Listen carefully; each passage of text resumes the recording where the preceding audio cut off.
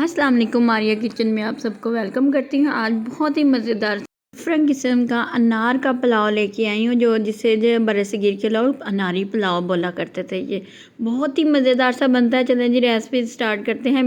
सबसे पहले आपने एक मीडियम साइज़ प्याज लेनी है और इसे हाफ़ कप ऑयल के अंदर आपने लाइट सा ब्राउन सा कलर आपने कर लेना है। और देखते हैं क्या क्या इसके अंदर डलता है। 1 से 1.5 किलो चिकन है मेरे पास, आप कम ज़्यादा कर सकते हैं। लहसुन अदरक और सब्ज़ मिर्चों की बारी। लहसुन अदरक आपने लेना है 2 टेबलस्पून भर के, और इसके अंदर आपने 2-3 सब्ज़ मिर्चें ऐड करके ग्राइंड करके साइड पे रख लेना है। अब जी देखिए प्याज की कंडीशन प्याज को तकरीबन 2 से 3 मिनट हो चुकी हैं। हल्का लाइट सा कलर आ चुका है इसके ऊपर गोल्डन सा। ज़्यादा डार्क कलर आपने बिल्कुल नहीं करना, नहीं तो राइस भी उसी तरह डार्क कलर के बनेंगे। चलिए जी अब इसके अंदर चिकन ऐड करते हैं। चिकन जो है वो आपने इसके अंदर जब ऐड करना है तो लो फ्लेम होगी और उसे अच्छे तरीके से आप गोल्डन ब्राउन सा आपने करना है। जितना ज़्यादा आप अच्छे तरीके से इसे भूनेंगे उतना ही मज़े का जायका पुलाव में निकल के आएगा। अब जी 10 से 15 मिनट हो चुकी हैं, इसका कलर आ चुका है चिकन का। तो आपने इसके अंदर लहसुन अदरक और सब्ज़ मिर्चें जो ग्राइंड की थी वो आपने ऐड कर देनी, और साथ में थोड़ा सा पानी भी ऐड कर दे ताकि इसकी अच्छे तरीके से ग्रेवी सी बने और लहसुन अदरक का जायका चिकन के अंदर आ जाए। अब जी 10 से 15 मिनट हो चुके हैं। ये टोटल आपकी टाइमिंग आपको मैं बता रही हूँ। चिकन भी 10 मिनट में ऐड हुआ और 5 मिनट तकरीबन आपको लगे लहसुन अदरक। उसके बाद आपने सिर्फ पानी डाल देना है। पानी 2 गिलास पहले मैंने डाले हैं और 8 से 10 काली मिर्चें डाली हैं, और ये लाजमी आपने गरम मसाले डालने हैं। इसके बगैर पुलाव अधूरा होता है। 2 बड़ी काली मिर्चें और दालचीनी 2 स्टिक डाल देनी है, और बादियान का 1 फूल डाल देना है, और 1 टेबलस्पून भर के आपने ज़ीरा, और 1 टीस्पून आपने लाल कुटी हुई मिर्च, 1 टेबलस्पून भर के आपने सूखा धनिया पिसा हुआ ऐड करके अब इसे छोड़ देना है पकने के लिए। इसमें अब थोड़े से लौंग जाएंगे, 3 से 4 अदर लौंग भी आप इसके अंदर ऐड करें।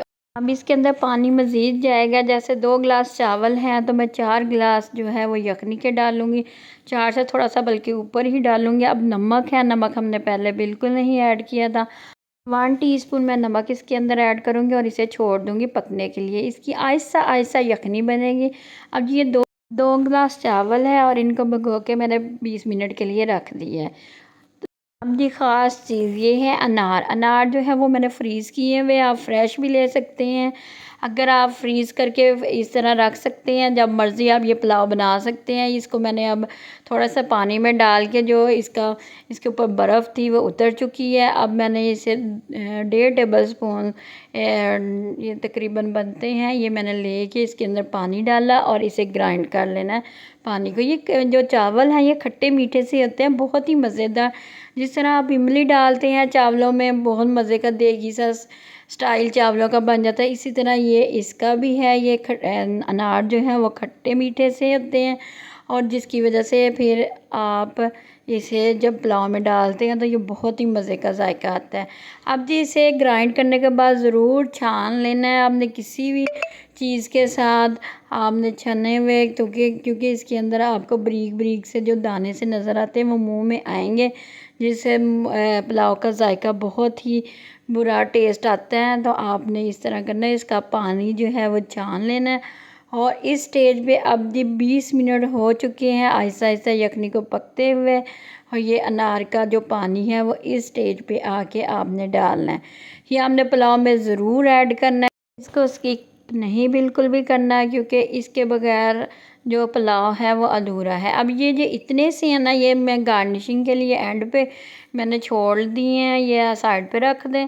और जी अब इसकी जी तकरीबन यखनी प्रॉपर तरीके से बन चुकी है। अब 2 टेबलस्पून भर के आपने कोई भी ब्रांड का आपने बिरयानी मसाला लेना है, वो इसके अंदर लाजमी ऐड करना है।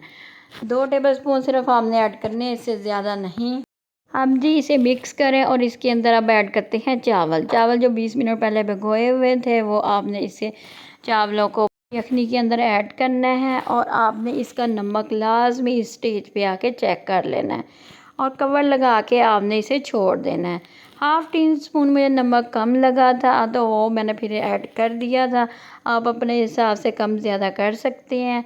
तो लाज़मी स्टेज पे आके आपने नमक चेक कर लेना है। अब जी 4 से 5 मिनट हो चुके हैं चावलों को, तो 2 सब्ज़ मिर्ची इसके अंदर मैंने ऐड की हैं और इसे कवर लगा के छोड़ दिया मीडियम टू लो फ्लेम पे, ताकि ये पानी इसका खुश्क हो जाए। अब जी इसका पानी बिल्कुल खुश्क हो चुका है। अब इसके अंदर पुदीना आपने लाज़मी ऐड करना है। ये जो चीज़ें मैं लाज़मी कह रही हूँ ये लाज़मी है, इसके बगैर पुलाव अच्छा नहीं बनेगा। इसके अंदर पुदीना डाल के आपने 15 मिनट के लिए आपने दम पे रखना है और दम के रखने के बाद आपने ये देखिए पुलाव खिला खिला सा तैयार है और बहुत ही जायकेदार बना, बहुत ही मज़ेदार बना।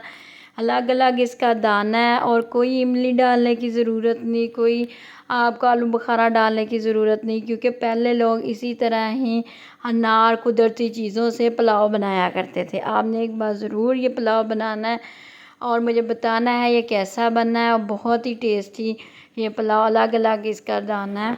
तो इसे अब हमने एक प्लेट में सर्व करना है और सर्व करने का भी तरीका बड़ा ख़ास है। आपको पता है पहले जो लोग हुआ करते थे बहुत ही स्टाइलिश किस्म का खाना ना सिर्फ बनाया करते थे बल्कि खाया भी करते थे, बल्कि ऊपर से जो है गार्निशिंग वो बहुत ही ज़बरदस्त हुआ करती थी।